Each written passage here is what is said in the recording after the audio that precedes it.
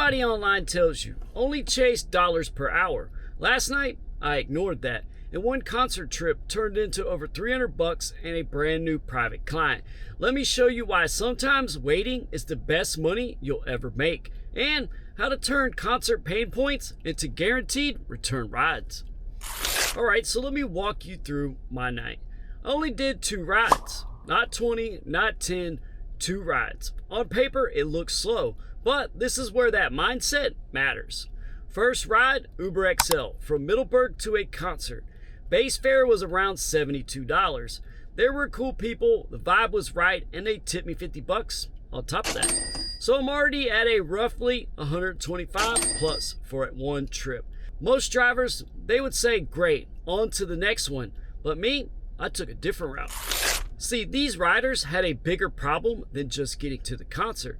Their real pain point was actually getting home.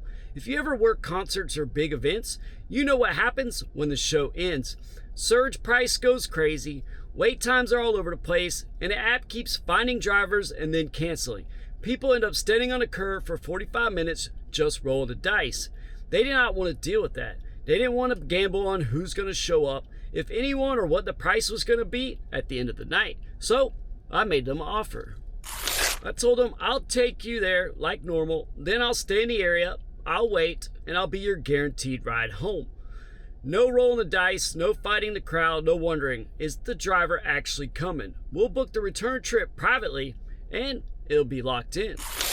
So this is the big point I want drivers to understand, especially if you've got your business set up correctly, your insurance is right, and you got all the proper paperwork in place. Concerts and events are the hardest rides for passengers to get reliably. Everybody leaves at the same time. The apps are slammed, and you don't know if you're getting a Prius, an XL, or somebody who cancels when they see the traffic.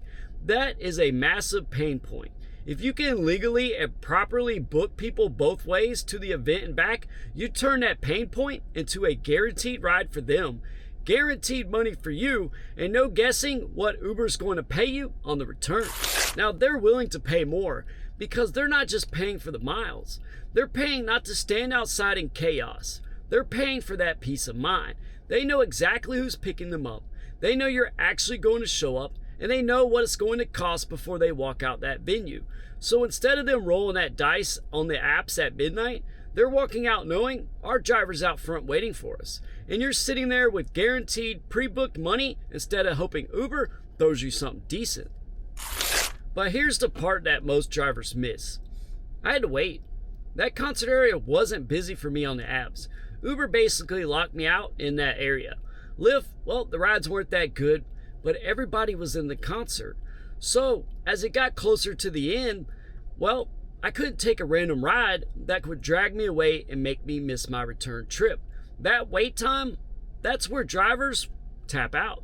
They're thinking, if I'm not actively driving, I'm not making any money, and my dollars per hour is dropping. And yeah, they're right, if you only think like a standard Uber driver. But I don't see it that way. What I see, I got paid to drive them there. I got a massive tip. Then I locked in about $200 to bring them home. And I proudly earned repeat business for birthdays, more concerts, airport runs, whatever they need next. Sometimes you're not investing minutes into Uber, you're investing time into relationships. Now, online, you see a lot of drivers obsessed with one number. That's that dollars per hour. Now, don't get me wrong. You shouldn't be out there losing money. You have to know your cost per mile, your fuel, your wear and tear. But if all you ever chase is that hourly, you're never going to build clients. You'll just be a button on somebody else's phone. On a strict hourly schedule, someone might look at my night and say, you sat how many hours? That's wasted time. I look at it like this. I turned one group into over $300. I locked them in for future private clients. I protected a big guaranteed payday instead of chasing a bunch of little random pings. That's not a bad night. That's a smart night. Now let me break this down, what actually makes this work, step by step. You want to crush that first ride. You want a clean car. You want a comfortable ride. You want good energy. If they are in the mood, have a good conversation. If they're not, well, be quiet. But make it obvious that you're not rushing them into chasing for another ping. Listen for the pain points. With events, it's almost always this: man, it's going to be crazy getting home. I hope we can even get an Uber after this. That's your opening. That's when you offer them a solution. You say something like, well, if you'd like, I could wait in the area and be your guaranteed ride back. We can book it privately so you're not fighting a surge and hope somebody shows up. No pressure, no desperation, just a professional offer. But you got to set clear expectations. Agree on a price, agree on a time frame, and make sure they know that you're going to be there waiting, and then how to contact you. You're taking away that uncertainty. That's what they're paying for. Then you want to make it easy for them to rebook you in the future. So on the way home, mention something like this: if you like, I do airport runs, date nights, and other events. Here's how you can reach me. Give them your card, your website, your phone number, whatever you use. Let them come to you. Now think about what most drivers did that night. They fought over short trips around that venue, hoping to catch a surge, hoping the rider doesn't change the destination, and then hoping not to get a $6 ride right into a traffic jam. But see, I did the opposite. I locked in a great group going there. I got tipped heavy, and then I protected my time for a guaranteed $200 return, turned them into ongoing clients. Now, could I squeeze a $20 ride while I waited? Maybe. But I also could have lost that big one if I was 20 minutes away when that concert ended. So sometimes you're going to need to protect that big money instead of chasing every little ping. Now, this is what I want drivers to take away from this. Stop thinking of yourself as just an app worker. You got to start thinking like a business owner. Ask yourself this: is this hour about chasing trips, or is this hour an investment in a relationship that's going to book me for years? And obviously, make sure you're doing all this the right way where you live. Proper insurance, proper permits, and whatever your market requires. I'm not telling you to break the rules. I'm telling you, once you're set up right, you don't have to live and die by whatever Uber decides to pay you tonight. You can use Uber and Lyft to meet good riders.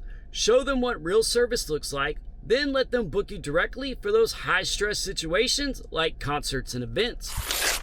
And yeah, technically, I only did 2 rides. But those 2 rides, they turned into over $300, plus future business, and plus a client that now knows when there's a big event, when they want a guaranteed ride, and when they don't want to roll the dice on the apps, well, they can call me.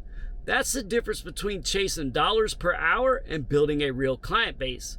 So if this helped, do me a favor. Hit that like button, subscribe, and drop a comment and tell me your best waited and got rewarded story, or the time you didn't wait and realized you left money on the table. And if you're a rider who's sick of fighting for rides after events, now you know why some of us do private bookings on top of the apps. You're not just paying for the ride, you're paying to skip the headaches.